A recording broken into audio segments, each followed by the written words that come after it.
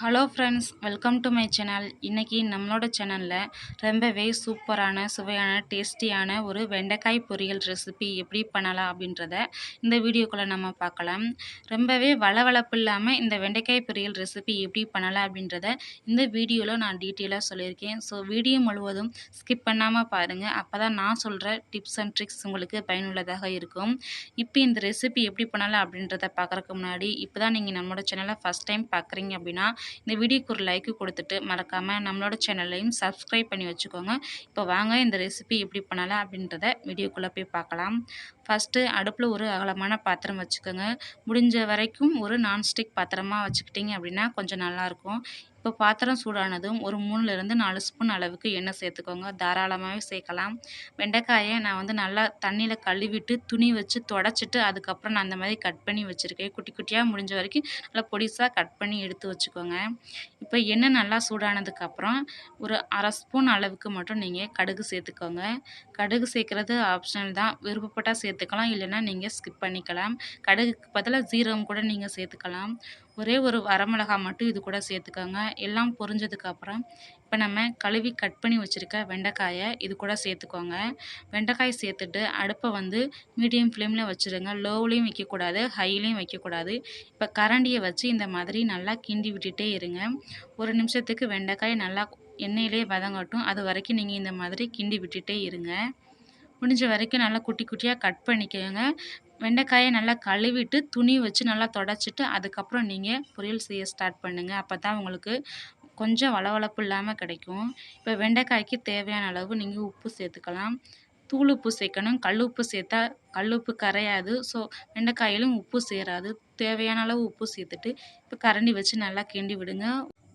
இப்போ நல்லா கிண்டி விட்டதுக்கப்புறம் அடுப்பை வந்து நல்லா சிம்லேயே வச்சுருங்க. லோ ஃப்ளேமில் வச்சுட்டிங்க அப்படின்னா கரெக்டாக ஒரு 3லேருந்து 4 நிமிஷத்துக்குள்ளே வெண்டைக்காய் நல்லா சூப்பராக வதங்கி வந்துடும். நீங்கள் வந்து மூடி போட்டு வேக வைக்கக்கூடாது. அப்படி மூடி போட்டு வேக வைக்கும்போது தண்ணி பட்டது அப்படின்னா வெண்டைக்காய் வந்து வளவளப்பு தன்மை வந்து அதிகமாயிரும்.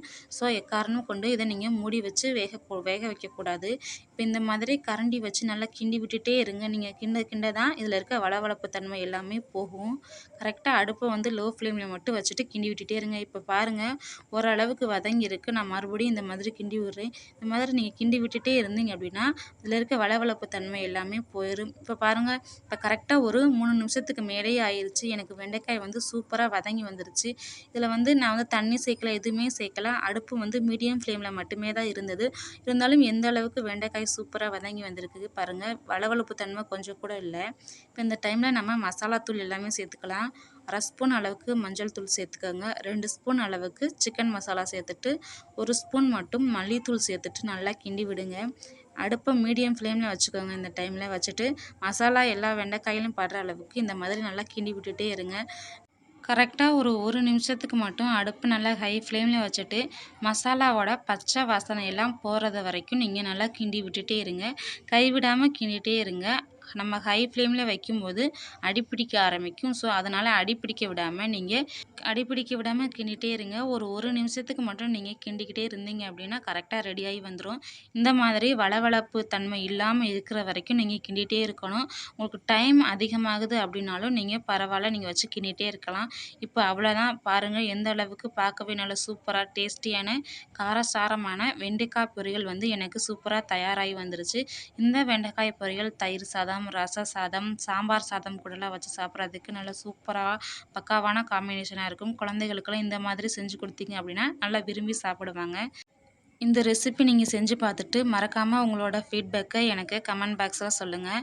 இந்த வீடியோ பிடிச்சிருந்தது அப்படின்னா மறக்காமல் நம்மளோட சேனலையும் சப்ஸ்கிரைப் பண்ணிக்கோங்க.